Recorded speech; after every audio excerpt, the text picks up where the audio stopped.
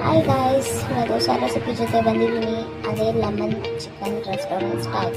So first chicken ತೊಗೊಂಡಿದ್ದೀನಿ, 2 spoon of cornflour, 2 spoon of ginger garlic paste, ಮತ್ತು 1 egg ಕೂಡ ಹಾಕ್ಕೊಂಡಿದ್ದೀನಿ, ಮತ್ತು ಪೆಪ್ಪರ್ ಪೌಡರ್. ಇದೆಲ್ಲ ಚೆನ್ನಾಗಿ ಮಿಕ್ಸ್ ಮಾಡಿ 15 ಮಿನಿಟ್ಸ್ ಮ್ಯಾರಿನೇಟ್ ಮಾಡಿ. ಅದಾದಮೇಲೆ ಪ್ಯಾನಲ್ಲಿ ಎಣ್ಣೆ ಹಾಕಿ 1 ಬೈ 1 ಕ್ರಿಸ್ಪಿಯಾಗಿ ರೋಸ್ಟ್ ಮಾಡ್ಕೊಳ್ಳಿ.